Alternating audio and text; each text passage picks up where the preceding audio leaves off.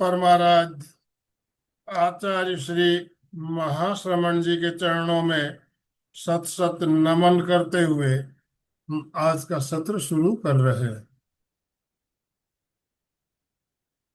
त्रिपति वंदना। वंदे अरहं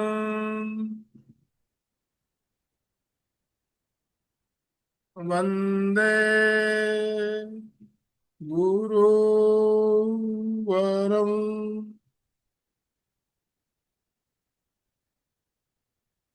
वंदे सच्चं। सभी साधक साधिकाओं को जय जिनेन्द्र, सुप्रभात। ओम अरहम, ओम अरहम।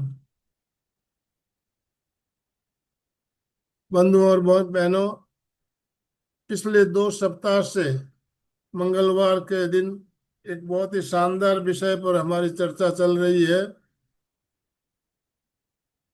अपरिग्रह। अपरिग्रह के बारे में हम बात कर रहे हैं और उसके बारे में बहुत सी बातें समझ रहे हैं, सुन रहे हैं। परिग्रह पाप है, ऐसा हमारे शास्त्रों में उल्लेख है, और इस पाप से हमें जितना हो सके मुक्त रहना है तो हमें अपरिग्रह की भावना हमारे अंदर पुष्ट करनी ही होगी। और इसी के बारे में हमारा मार्गदर्शन करने के लिए संध्या जी रायसोनी सूरत से हमारे साथ जुड़कर हमारा मार्गदर्शन कर रही है। तो आज भी संध्या जी हमारे साथ जुड़ी है। इसी श्रृंखला की एक तीसरी कड़ी लेकर आज हम आपके साथ जुड़ रहे हैं। मैं संध्या जी आपसे निवेदन करना चाहूंगा, आप आज का सत्र शुरू करेंगे। इससे पहले जितने भी भाई बहन जुड़े हैं सबसे निवेदन, अपने अपने वीडियो वीडियो ऑन कीजिए। यस, अपने अपने वीडियो ऑन करते हुए संध्या जी का स्वागत ओम हरम के साथ, ओम हरम के साथ संध्या जी का स्वागत करेंगे। संध्या जी, आपका डिवाइस आड़ा हो सकता है क्या? यस सर, मैं ट्राई कर रही हूँ। आपकी वीडियो भी आड़ा हो गया है, आपकी सेटिंग बरोबर की हुई नहीं। चलिए, कोई बात नहीं। सर ठीक है। हाँ, ठीक है, कंटिन्यू कीजिए प्लीज। Yes sir. वंदे गुरुवरम, वंदे गुरुवरम, वंदे गुरुवरम। Respected Anandmal ji sir, Alka ma'am और यहाँ उपस्थित मॉर्निंग की एक फ्रेश साधना के लिए जुड़े हुए आप सभी साधकों को ओम अरहम। ओम अरहम, ओम अरहम। सब पदार्थों का भार, मन का पदार्थ का परिग्रह, मन का भार, इसकी आज भाग 3 श्रृंखला चल रही है। आज और गहराई से हम जानेंगे। मैं आशा करती हूँ कि पिछले 2 दिन से आप लोग 2 सेशन से कुछ न कुछ परिग्रह के बारे में जान के उसको एग्जीक्यूट किया होगा, पदार्थों को बाहर से निकालने की कोशिश की होगी। आज हम जानेंगे कैसे वो भीतर से आग उसकी लगती है, कहाँ लगती है और उसके उपाय क्या है। तो चलिए, उसके पहले एक छोटी सी स्टोरी से मैं स्टार्ट कर रही हूँ।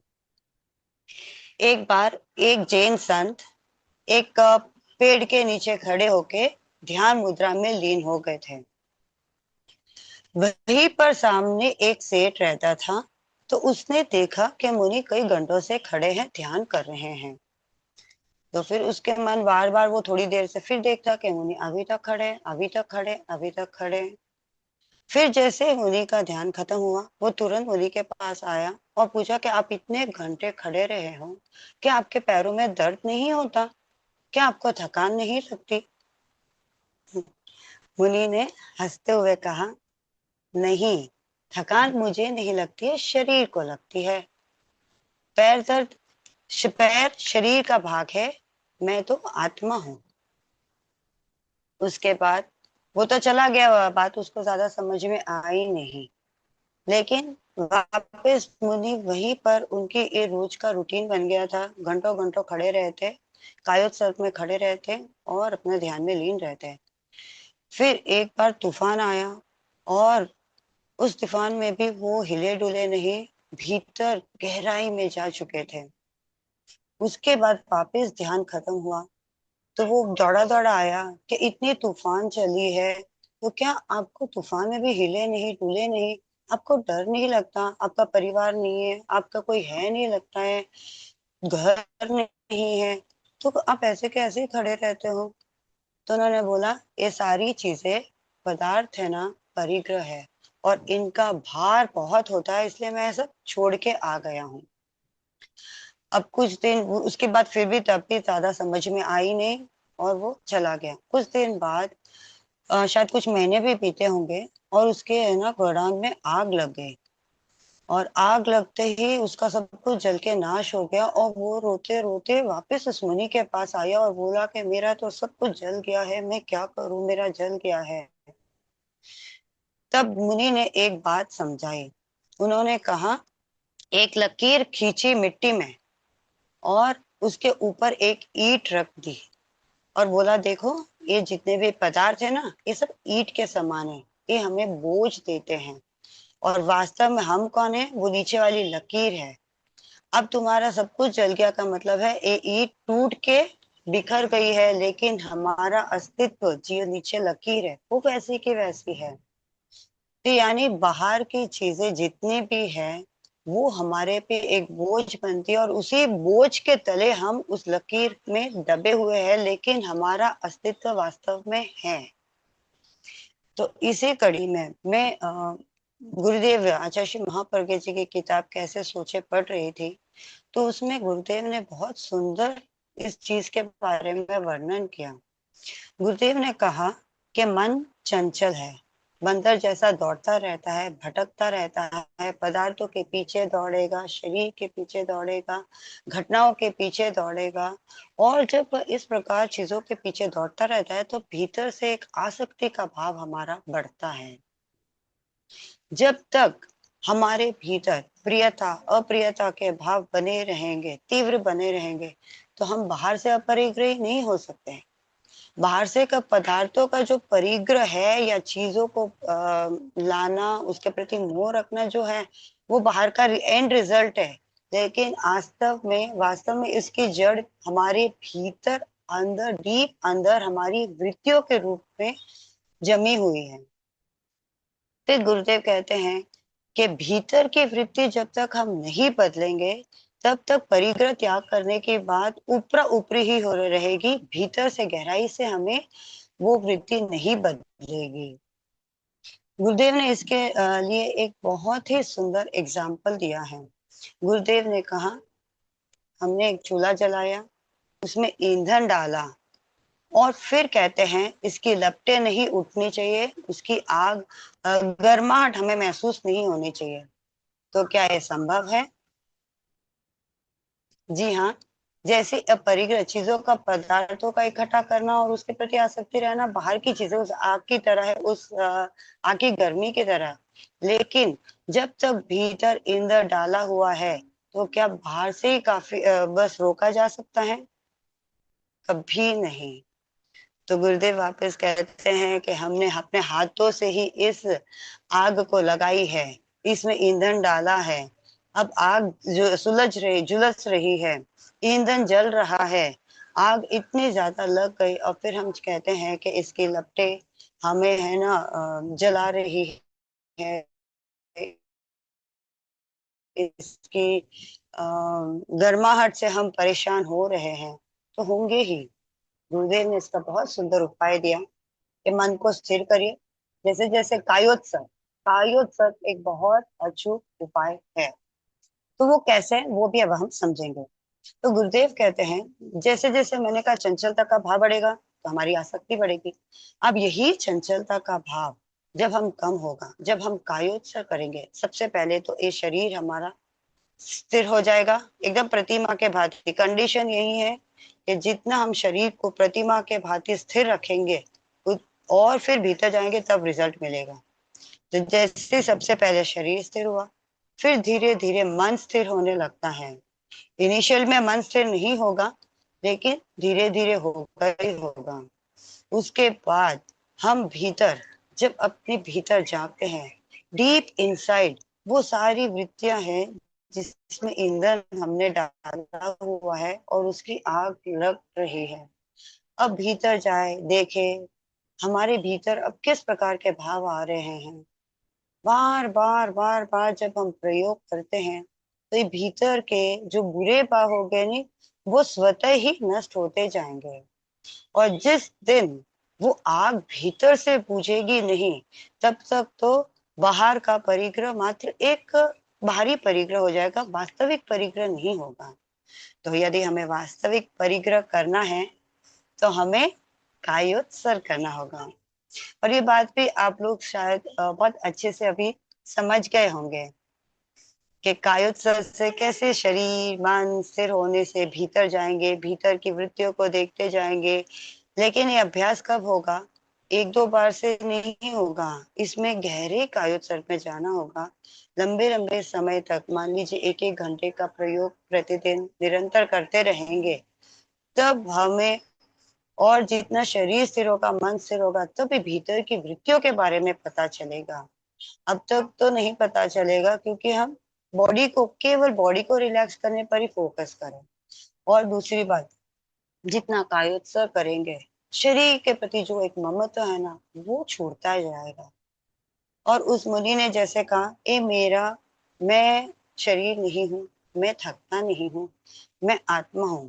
जब हमारी चेतना भीतर आत्मा तक पहुंच जाती है, इन वृत्तियों को तोड़ के भीतर चले जाते हैं, तब ऐसा एक आनंद की भावना जागती है। ऐसे एक प्रियता और प्रियता का भाव सब धीरे धीरे मिटने लगता है और भीतर की आग भीतर बुझने लगती है। तो देखा, जब हम रेगुलर लंबे समय तक कायोत्सर्ग करेंगे तो किस प्रकार कायोत्सर्ग से हम भीतर के परिग्रह की वृत्तियों से धीरे धीरे मुक्त होंगे। तो बाहर के रिजल्ट, पदार्थों को इकट्ठा करना ही हमारा ध्येय नहीं है। हमारा ध्येय तो बहुत भीतर है, उस परिग्रह का जड़ को मिटा देना। और उसका उपाय है कायोत्सर्ग। उसका उपाय क्या है? कायोत्सर्ग।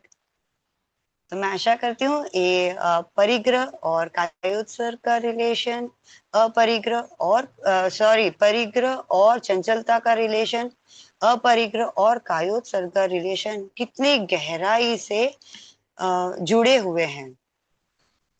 तो कहा गया है कि यदि हमें कायोत्सर्ग प्रतिदिन भी 2 मिनट का अगर कायोत्सर्ग करना है, मान लीजिए हम खड़े हो गए, आंखें बंद कर दी, शरीर स्थिर हो गया, उसके बाद भीतर जाने की कोशिश करें।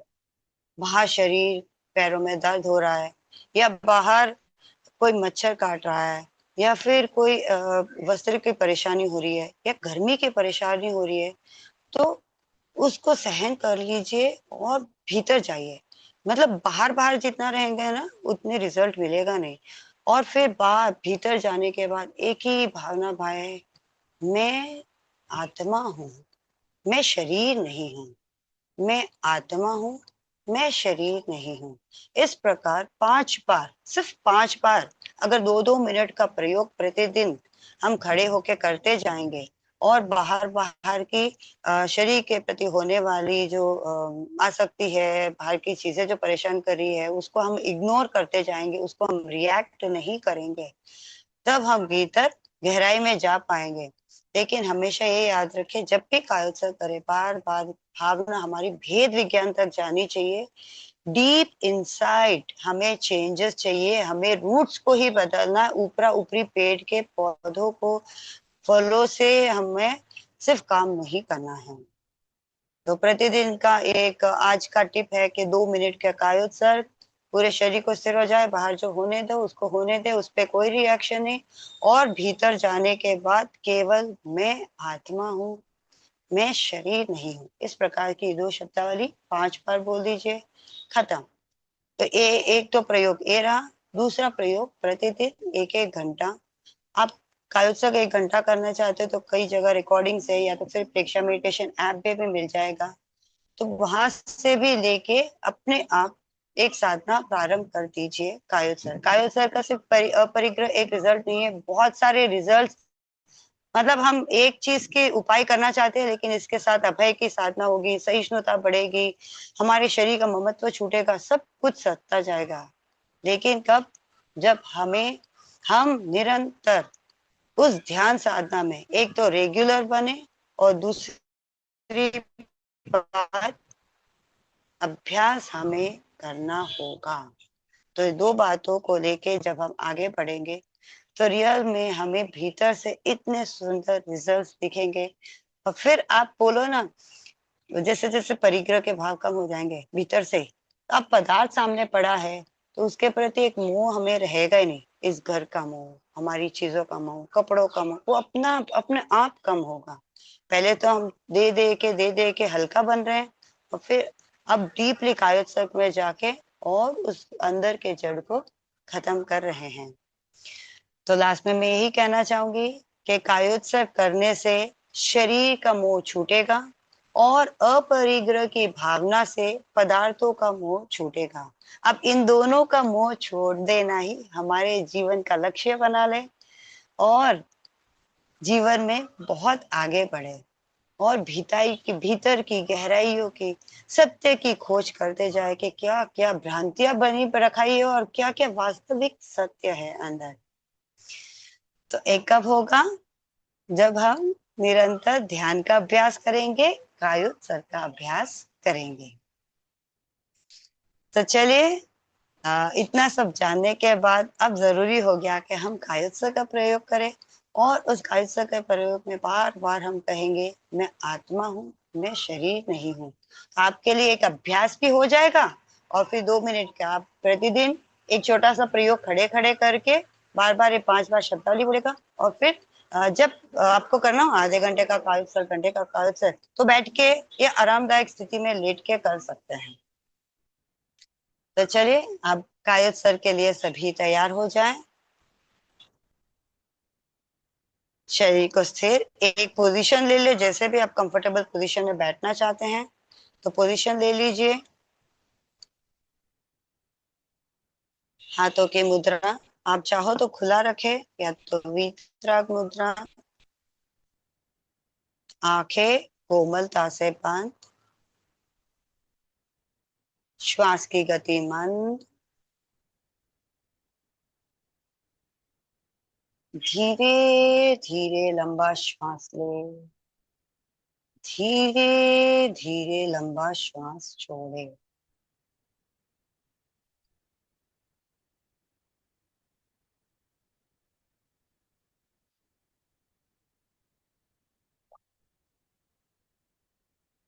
शरीर को एकदम स्थिर प्रतिमा के भांति स्थिर रख दे, कोई हलन चलन न हो। जैसे वो मुनि तूफान आने पर भी अपने कायोत्सर्ग में अड़े रहे, हमें भी उस साधना तक गहराई से पहुंचना है। तो धीरे धीरे छोटा छोटा अभ्यास करेंगे। बाहर से गर्मी सता रही है, कोई दुख दर्द हो रहा है, खुजली हो रही है, जो भी हो रहा है उसे केवल देख ले और वापस भीतर चले जाना। कोई हलन चलन न करे, शरीर की पूरी स्थिरता बनाए रखें।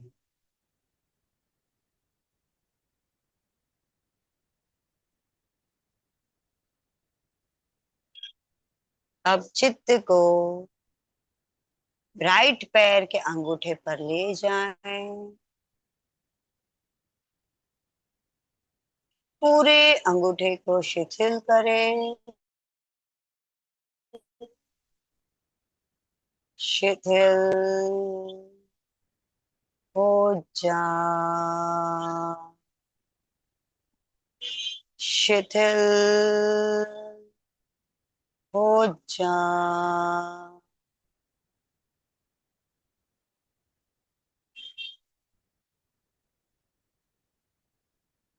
राइट पैर का अंगूठा शिथिल, हो रहा है।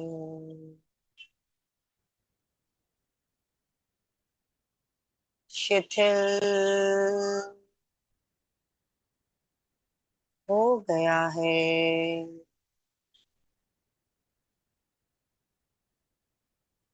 इसी प्रकार राइट पैर की अंगुलियां, पंजा, तलवा, एड़ी, टकना, पिंडली, घुटना, साथल, कमर तक पूरे राइट पैर को रिलैक्स करें। शिथिल हो जा।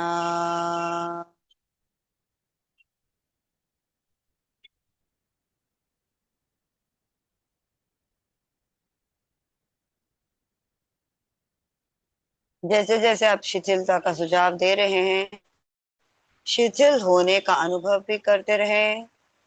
पूरा राइट पैर शिथिल हो रहा है।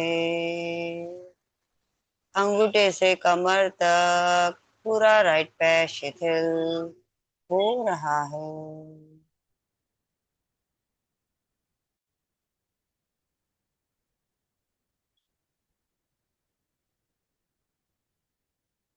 अनुभव करें, शिथिल हो गया है। पूरा राइट पैर शिथिल हो गया है। जैसे हम सुझाव देते हैं और चित्त को जहां जहां ले जाएंगे, प्राण शक्ति का प्रवाह उसके पीछे आएगा और वैसे ही होगा जैसे हम सुझाव दे रहे हैं।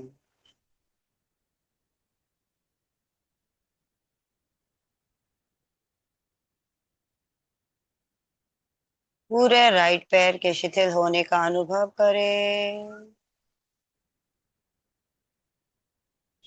एकदम हल्का हो गया है, जैसे पैर है ही नहीं। इतने हल्केपन का अनुभव करने की कोशिश करें। पैरों के प्रति आसक्ति छोड़ दें।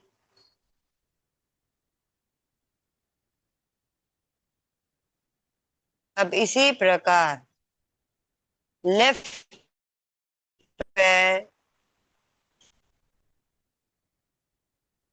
अंगूठे से लेकर कटी भाग तक पूरे लेफ्ट पैर में चित्त को ले जाएं और शिथिलता का सुझाव दें। शिथिल हो जा।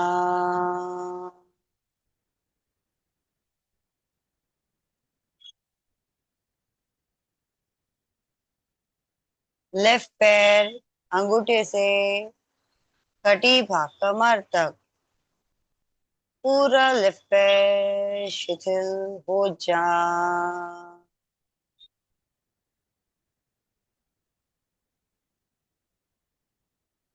शिथिल हो रहा है।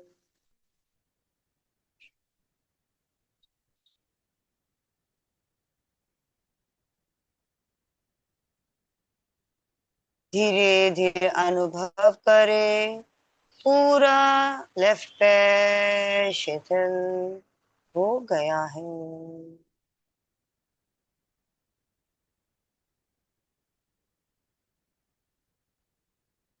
पैरों में दर्द है तो दर्द को खाली देख लीजिए, रिएक्ट नहीं करना है। और भीतर गहराई में राइट लेफ्ट पैर को शिथिल करें और शिथिल होने का अनुभव करें।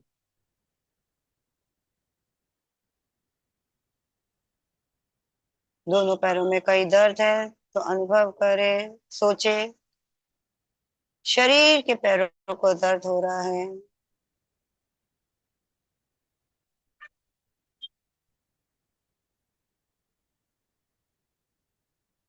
एकदम हल्केपन का अनुभव करें। दोनों पैर मानो जैसे है ही नहीं।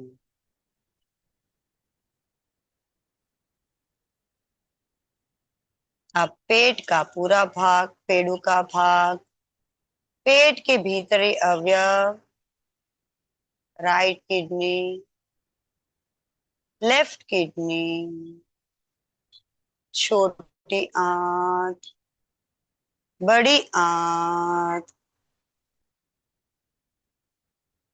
लिवर, स्प्लीन, पैनक्रियास, ये सभी पेट के भीतर के अवयव है। पेट का पूरा भाग, छाती का भाग, हृदय, राइट फेफड़ा, लेफ्ट फेफड़ा, पसलियां,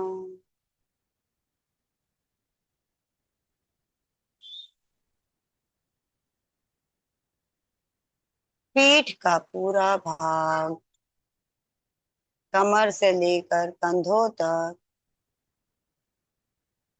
रीढ़ की हड्डी, सुषुम्ना, पीठ का पूरा भाग, पेट, छाती, पीठ का पूरा भाग शिथिल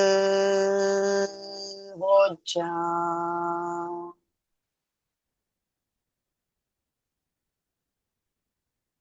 शिथिल हो जा।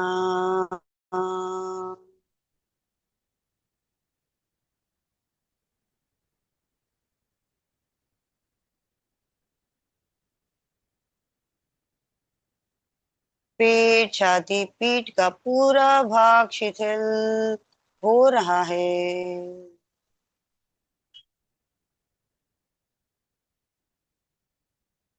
कहीं दर्द है तो दर्द को देख ले, सुझाव दे, शिथिलता का सुझाव दे, रिएक्ट न करे।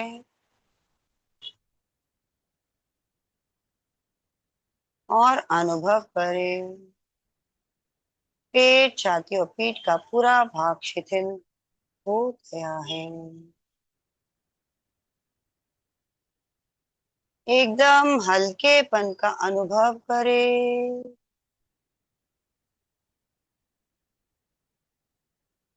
मानो जैसे है ही नहीं।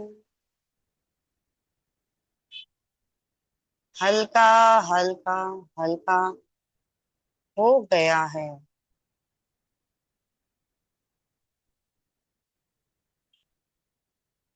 अब चित्त को राइट हाथ के अंगूठे पर ले जाएं। अंगूठा,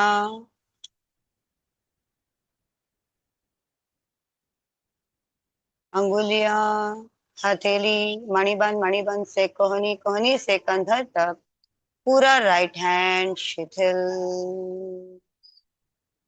हो जा।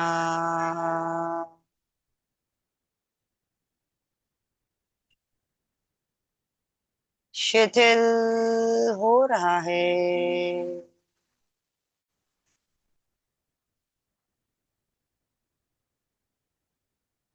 अनुभव करे, शिथिल हो गया है।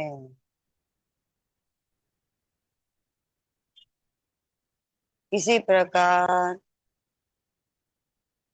लेफ्ट हाथ का अंगूठा, अंगुलियां, हथेली, मणिबंध, मणिबंध से कोहनी, कोहनी से कंधे तक पूरा लेफ्ट हैंड शिथिल शिथिल शिथिल हो रहा है।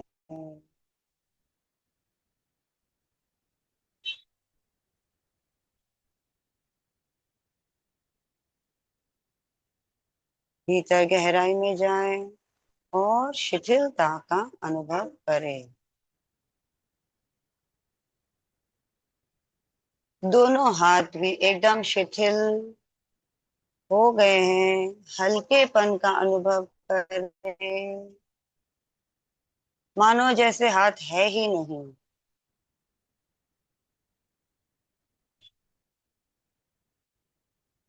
अब गले और गर्दन का भाग, चेहरे का पूरा भाग, ठुड्डी, होंठ, दांत, मसूड़े, जीभ, तालू, राइट गाल, लेफ्ट गाल, राइट कनपट्टी, लेफ्ट कनपट्टी, राइट कान, लेफ्ट कान, नाक, राइट आंख, लेफ्ट आंख, ललाट का पूरा भाग और मस्तिष्क का पूरा भाग शिथिल हो जा।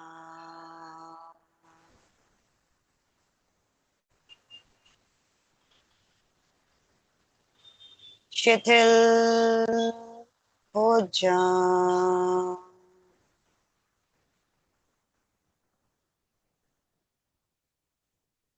अनुभव करे शिथिल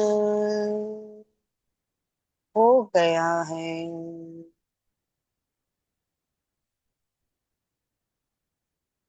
मस्तिष्क का पूरा भाग शिथिल शिथिल एकदम शिथिल हो गया है। हल्केपन का अनुभव करें।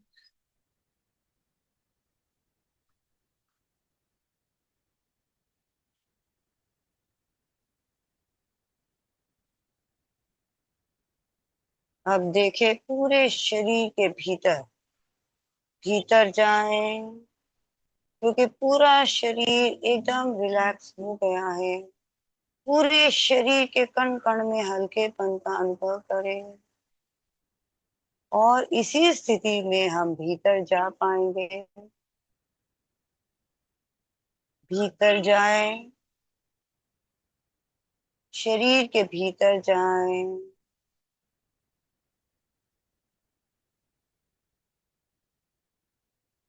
शरीर के भीतर निवास करने वाली उस आत्मा की चेतना का अनुभव करें। चेतना के स्पंदनों का, वाइब्रेशंस का भीतर अनुभव करें।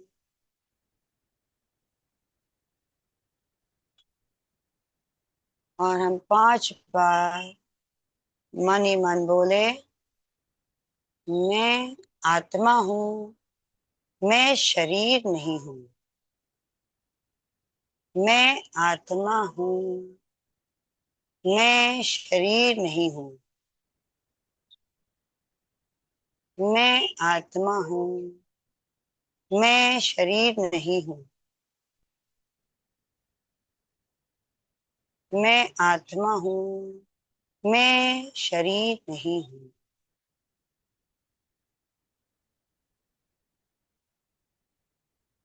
अब हमारे भीतर किस प्रकार के भाव आ रहे हैं उसको देखने की कोशिश करें।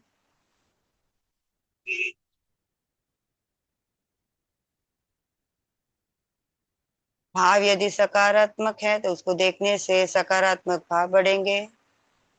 नकारात्मक भाव है तो उसको देखते देखते ही नकारात्मक भाव क्षीण होते जाएंगे।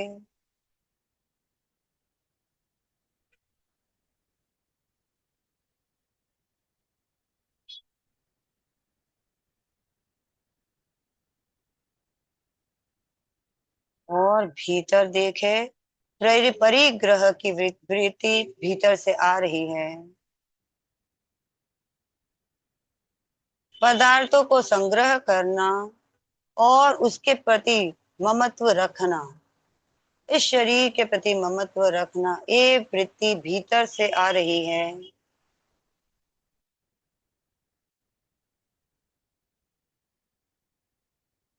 उस भीतर की वृत्ति को देखे।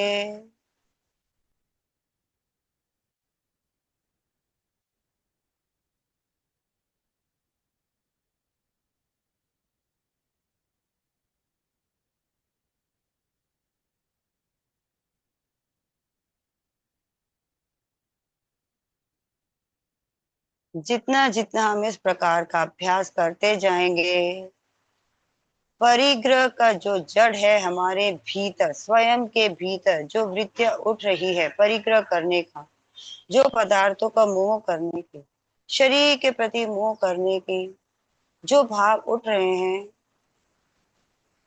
भीतर गहराई में देखने से वो वृत्तियां धीरे धीरे टूटती जा रही हैं।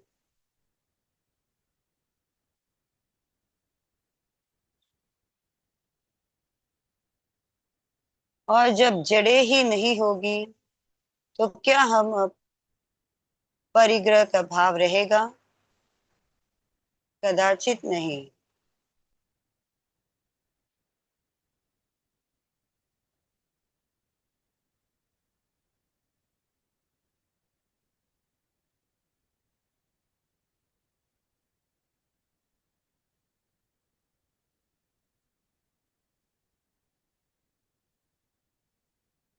हमने पूरे शरीर को एकदम हल्का कर दिया है।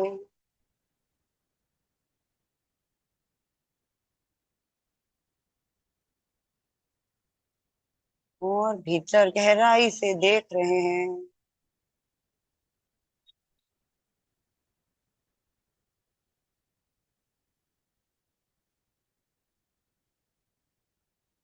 यदि कोई दर्द है तो सोचे,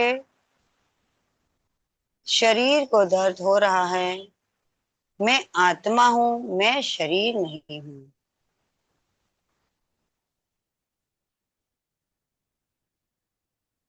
कहीं खुजली आ रही है, पसीने का अनुभव हो रहा है, तो सोचे कि शरीर को हो रहा है, मैं आत्मा हूं।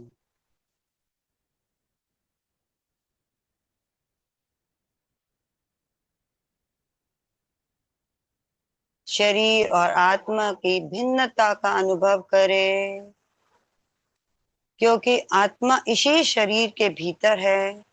जब तक हमारा शरीर और मन निर्मल नहीं होगा, तब तक आत्मा की शुद्ध रश्मियां भीतर बाहर नहीं आ सकेगी। मलिन शरीर में आत्मा पर भी कर्मों का मैल जम जाता है, और कायोत्सर्ग करके जैसे जैसे हम भीतर की सफाई करेंगे, आत्मा की पवित्र रश्मियां भीतर आएगी, ज्ञान फूटेगा, आनंद की लहर दौड़ेगी, और शक्ति का, अनंत शक्ति का अनुभव होगा।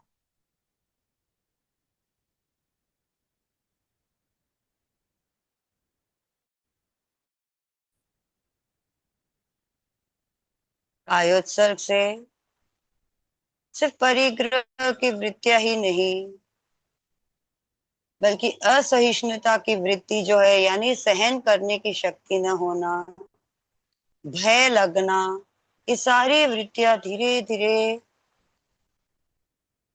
कम होती जाएगी, नष्ट होती जाएगी। और तब सधेगा अपरिग्रह, सहिष्णुता और अभय।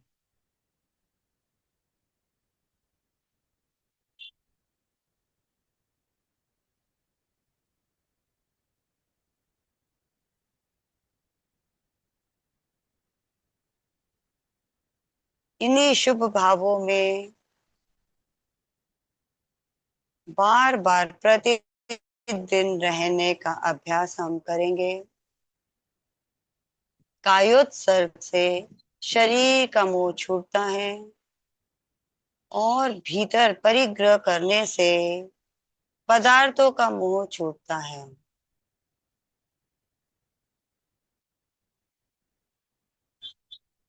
पदार्थों का उपयोग करते हुए भी उसके प्रति ममत्व न रखना, ये बड़ी बात है।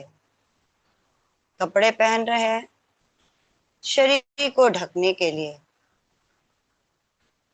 ये कपड़े मस्त है, बहुत सुंदर है, मेरे हैं, इसकी सुरक्षा करना, इसी में मन लगा रहना, आसक्ति करना, ये सही नहीं है।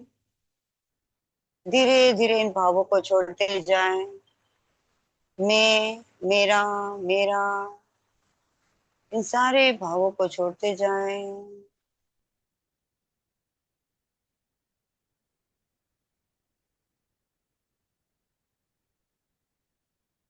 धीरे धीरे अनुभव करें पूरे शरीर के भीतर श्वेत रंग के प्रवाह, यानी शुभ भावों का प्रवाह पूरे शरीर में फैल रहा है।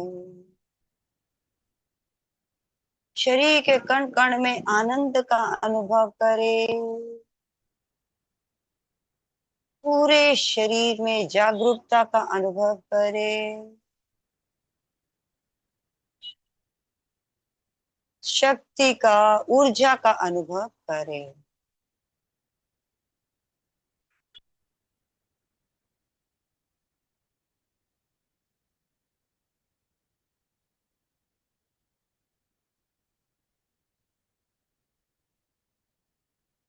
ऐसे ही कायोत्सर्ग करते प्रतिदिन हमें निरंतर अभ्यास करके इसी निर्मलता का अनुभव करना है। जैसे जैसे भीतर की मलिनता साफ होती जाएगी, पूरा शरीर निर्मल होगा और फिर जागेगी आत्मिक शक्तियां।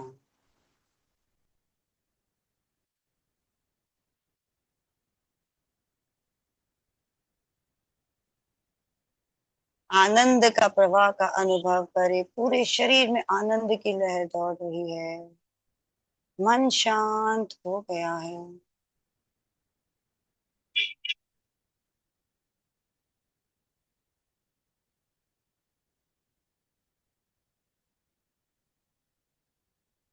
पूरे शरीर में प्राण के प्रवाह का अनुभव करें।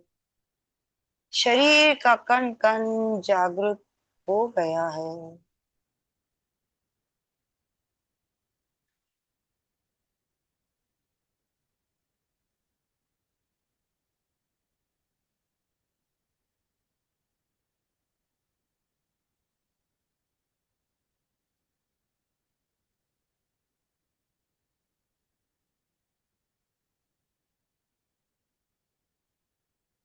धीरे धीरे भीतर से बाहर लौट आए।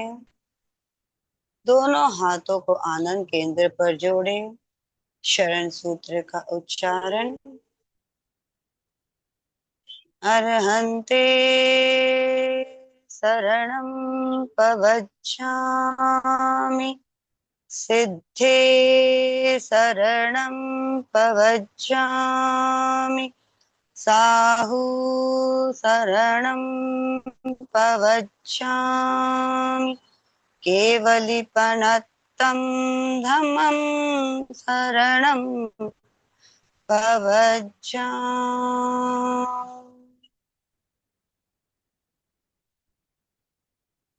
मैं इन सभी पवित्र आत्माओं की शरण स्वीकार करती हूँ।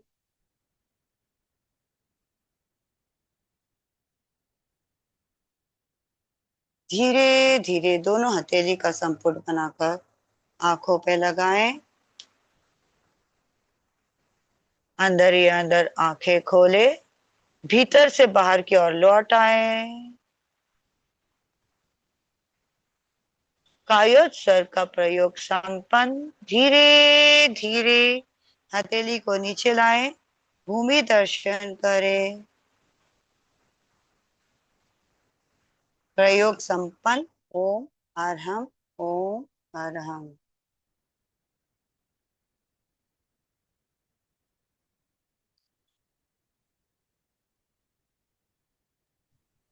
ओम अरहम। शरीर में कैसा हल्कापन, लग रहा है सबको? हल्कापन हल्केपन लग रहा का। है। यस, विभा जी। विभा जी कुछ कहना। ओम हरम सभी को, सर आपको भी और मैडम को भी ओम हरम। अपने जैन धर्म में 3 मनोरथ जो चिंतना रोज करने की किए दोनों टाइम, उसमें आरंभ और परिग्रह कम करने का सबसे पहले ही बताया हुआ है। उस परिग्रह ऐसे परिग्रह कम करते करते हम इतने हल्के हो जाते हैं कि हमारे ऊपर भार नहीं रहता और हम परम आनंद में रह सकते हैं। सही में ये प्रयोग बहुत सुंदर करवाया आपने। आपका बहुत बहुत आभार। ओम अरहम। ओम हरम। यस। आभार हमारे गुरुदेव का जिन्होंने इतना सुंदर प्रयोग दिया है। मैंने तो सिर्फ प्रयोग करवाया है। अशोक जी।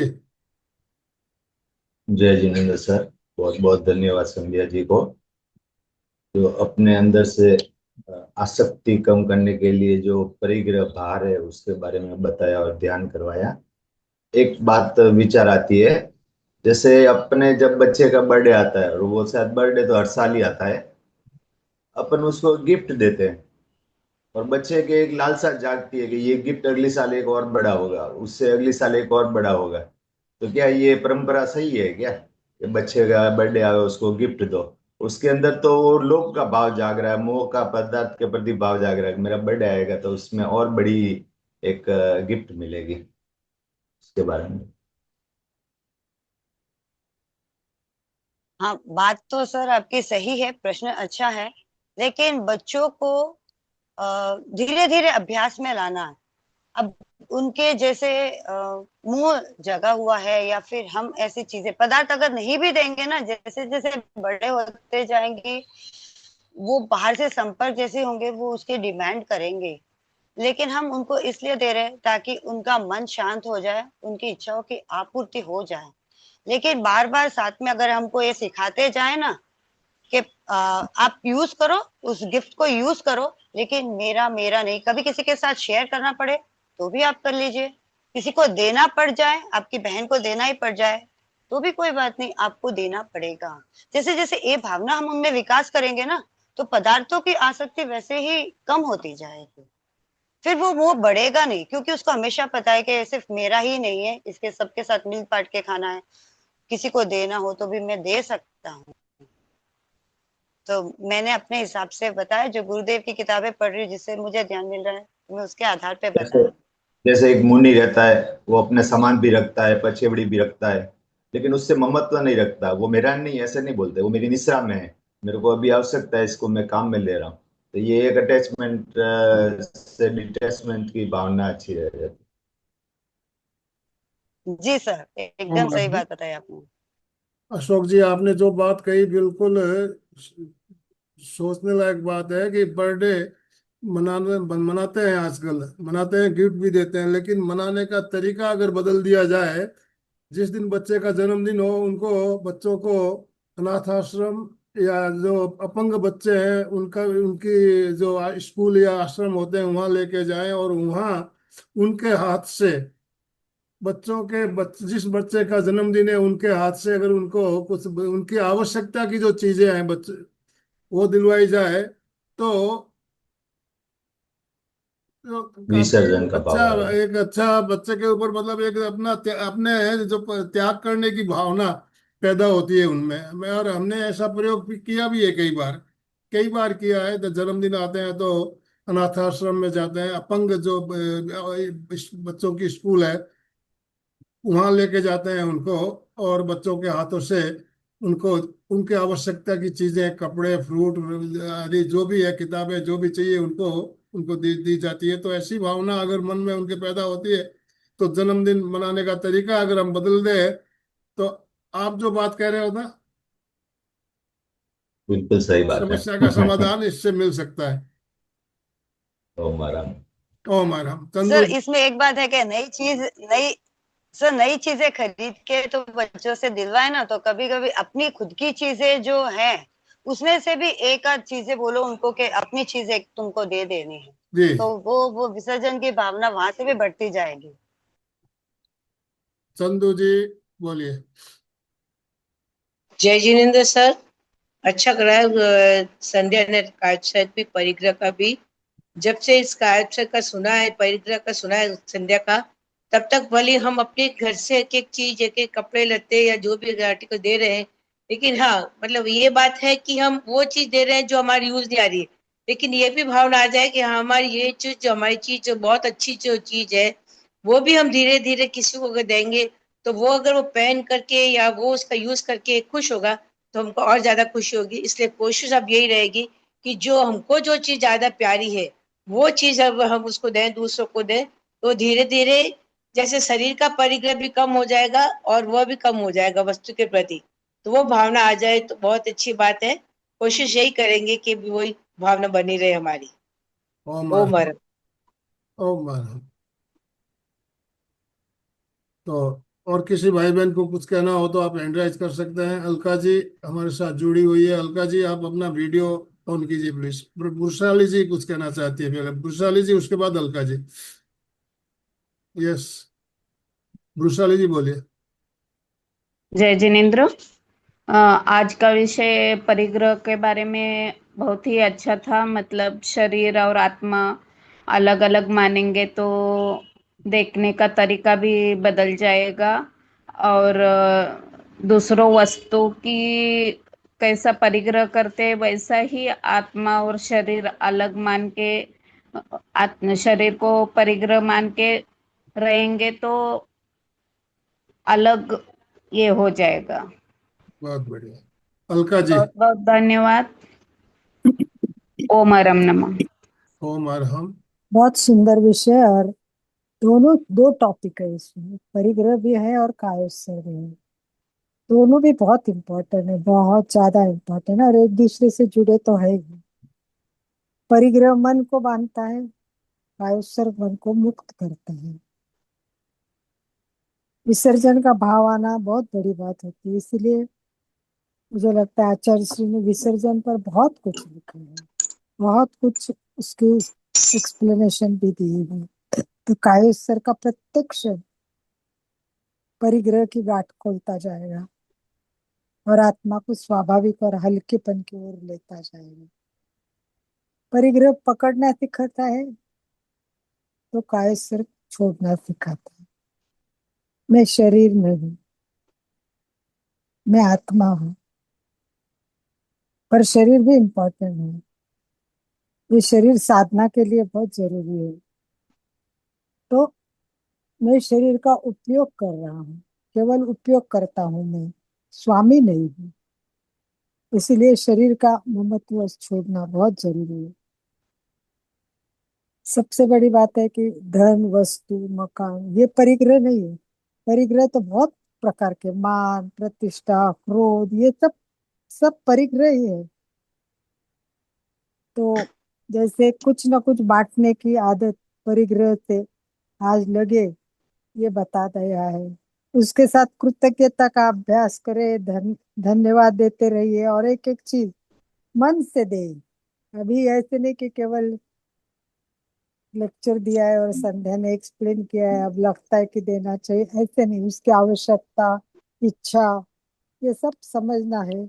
और कृतज्ञ क्या वो भाव के साथ बहुत यूज किया, अभी बहुत हो रहा है। ये मेरी भावना जब कम नहीं होगी तब तक आगे हम बढ़ ही नहीं सकते। और हम सब जो एमपी के कल्याणम में जुड़े हैं, मुझे लगता है ये सभी आगे बढ़ना चाहते हैं। सभी ऐसे हैं जो जुड़े हुए हैं, वो केवल लेक्चर नहीं सुनना चाहते, प्रोग्राम नहीं सुनना चाहते हैं। वो चाहते हैं कि मैं अंदर से बदलूं और मेरा एक रास्ता मोक्ष का खुल जाए। तो ये छोटी छोटी बातें जो रास्ते खोलते हैं, तो वो आज खुलने का मुझे लगता है 3 मंगलवार से स्टार्ट हो गया है। और ये और भी डेप्थ में जाएगा, और भी डेप्थ में जाएगा, क्योंकि कोई भी टॉपिक को ले, वो जितना गहराई में जाओगे आप उतना ही उसका उपयोग, मतलब समझ ज्यादा हो जाएगी और आप अच्छी तरह से उसको समझ पाओगे। तो बहुत अच्छी विषय है, बहुत टॉपिक अच्छा है। और कायोत्सर्ग कराने की सिस्टम पद्धत जो है वो बहुत अच्छी है। धीरे धीरे धीरे धीरे शरीर को शिथिल करने के बाद अंदर की भावना बदलना, उसके लिए भी सूचना देना। हम केवल कायोत्सर्ग करते हैं और एंड में चेतना की जागृति, प्राण के प्रवाह का अनुभव करके कायोत्सर्ग परिपूर्ण करते हैं। परंतु यहाँ उसके आगे चिंतन करना है। उस स्टेज में जाके शरीर का भाव मोह छूटने के बाद फिर मन की बातें करना है कि चल मन तू भी अब छूटा हो जा। जैसे शरीर हल्का हो गया, चल चल अब मन से बात करो कि कितना बांध के रखेगा, तेरे कारण मैं बन रहा हूँ, तू चंचले, ये बात सही है, पर मैं भी तो तेरे साथ अटक रहा हूँ ना। तो आपस में सामंजस्य करे, एक दूसरे को समझाए और इससे बाहर निकलने की कोशिश करे। और इस विषय को आप खुद भी हर, मुझे लगता है हर एक वीक में चिंतन करे, हर व्यक्ति इस पर चिंतन करे, पढ़े, और फिर थोड़े पॉइंट्स नेक्स्ट टाइम संध्या के बाद आप खुद भी ऐड करें। मैंने आज ये पढ़ा, इस विषय में मैंने ये चिंतन किया, तो विषय के गहराई में आप जा रहे ये भी पता चलेगा, और विषय को भी जुड़ेंगे, और आपको भी बहुत अच्छा लगेगा इसी भाव के साथ। ओम ओम अरहम, ओम अरहम, ओम अरहम। ओम आराम। और किसी को कुछ कहना हो तो हैंड राइज कर सकते हैं, नहीं तो हम समापन की ओर चलेंगे। सर अगर टाइम हो तो एक कविता बहुत ही अच्छी है, मेरे जी, दोस्त ने बनाई है उसका। बोलिए। मैं आगे बढ़ रहा था अपनी गति से, अपनी चाल से चल रहा था मंजिल की ओर। तभी एक झटका सा लगा, आत्मा जन्ना उठी। आंख उठाकर आसपास देखा, कहीं कोई अवरोध नहीं था। ऐसा लगा जैसे भ्रम था, विचारों का विचारों से। फिर संभला, बढ़ने के लिए मंजिल की ओर बढ़ा। और फिर एक झटका सा लगा, जैसे बिजली का करंट लगा। थर थर कांपने लगा शरीर, समझ नहीं पाया आखिर बात क्या है। तभी अंदर से आत्मा की आवाज आई, दोस्त तुम मुझे भूल रहे हो। मृग तृष्णा और पदार्थ के अंदर अधर में झूल रहे हो। वो तो मैं हूं, आत्मा साथ है, इसलिए तुम जिंदा हो। क्योंकि आत्मा अपने अंदर है तभी अपन जिंदा है, वरना तुम ये मिट्टी का शरीर पंच तत्वों में मिलकर राख का ढेर बन गए होते। यही हकीकत है सारे संसार की। हम पदार्थ की तरफ ढूंढते हैं और आत्मा को भूल जाते हैं। हर किसी के साथ हर किसी भी वक्त यही चल रहा है। ओम। जैसे अशोक जी ने कहा, वैसे मैं अभी अभी 4 लाइनें जुड़ रही थी अपने आप को, 4 लाइन तो 4 शब्द है परिग्रह। तो मैंने अभी बैठे बैठे सोचा, केवल वस्तु का मोह है, शरीर का मोह नहीं है, सबसे ज्यादा मोह रिश्तों का है, मुझे ऐसा लगता है, और अपेक्षाओं का है। तो पता नहीं क्यों पहला शब्द है परिग्रह में पहला शब्द पता नहीं क्यों रिश्तों में इतना मोह क्यों है। दूसरा शब्द है पता नहीं क्यों रिश्तों का इतना मोह क्यों है, रिश्तों में हम क्यों उलझे रहते हैं। ग्रह गृहीति धरते हैं, गृहीति होता है कि ये करना ही चाहिए, ये उसने वो करना चाहिए, और नहीं करते हैं। अपेक्षा ही रखते हैं, गृहित धरते हैं कि ये करना चाहिए, उसने मुझे पूछना चाहिए, मेरे लिए वो नहीं किया, ये किया, और हम बस इसी बात को लेके जिंदगी में बहुत उलझे रहते हैं और दुखी होते हैं। मुझे लगता है परिग्रह सबसे ज्यादा रिश्तों का है, रिश्तों का है। परिग्रह सबसे ज्यादा मोह का है।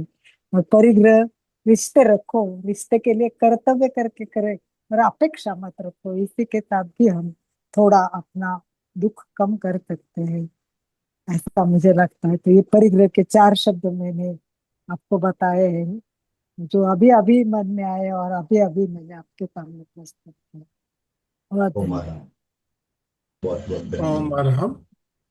समय भी हमारा संपन्न होते जा रहा है, हमें समापन की ओर चलना है। दोनों हाथ जोड़ते हुए, रीढ़ की हड्डी गर्दन सीधी रखते हुए, आंखों को बिना दबाव दिए कोमलता से बंद रखते हुए, मेरे साथ साथ सभी मानसिक उच्चारण करें। मैं चैतन्यमय हूँ, मैं आनंदमय हूँ, मैं शक्तिमय हूँ। मेरे भीतर अनंत चैतन्य का, अनंत आनंद का, अनंत शक्ति का सागर लहरा रहा है। इसका साक्षात्कार करना ही मेरे जीवन का परम लक्ष्य है। हमारा आज का दिन मंगलमय हो, आनंदमय हो, शांतिमय हो। इन्हीं शुभ भावनाओं के साथ ओम शांति शांति शांति। कृतज्ञोस्मि, हम सब गुरुदेव के आभारी हैं। कृतज्ञोस्मि, हम सब गुरुदेव के आभारी हैं। कृतज्ञोस्मि, हम सब गुरुदेव के आभारी हैं। ओम अरहम। आप सभी भाई बहनों का बहुत बहुत धन्यवाद, बहुत बहुत आभार। संध्या जी, आपका भी बहुत बहुत धन्यवाद, बहुत बहुत आभार, अपने अमूल्य समय में से सर समय निकाल। मैं भी आपकी बहुत बहुत आभारी हूँ sir. Thank you so much. समय निकाल कर हमारा मार्गदर्शन कर रही है। बहुत अच्छा, बहुत ही शानदार तरीके से परिग्रह की भावना हमारे अंदर किस तरह से कम हो उसके बारे में उधर कहानियों के माध्यम से, कोई भी बात कहानी के माध्यम से बताई जाती है तो बिल्कुल समझ में आ जाती है, जल्दी समझ में आती है। तो आप छोटी छोटी कहानियों के माध्यम से बता रही है, काफी अच्छा लग रहा है। तो बहुत बहुत धन्यवाद, बहुत बहुत आभार। अशोक जी, स्लोगन बोल दीजिए। जय जिनेन्द्र। सभी साधक साधिका एक साथ में उच्चारण करेंगे। फिटनेस का डोज 1 घंटा हर रोज। फिटनेस का डोज 1 घंटा हर रोज। फिटनेस का डोज 1 घंटा 1 घंटा। हर रोज। ओम अरहम ओम।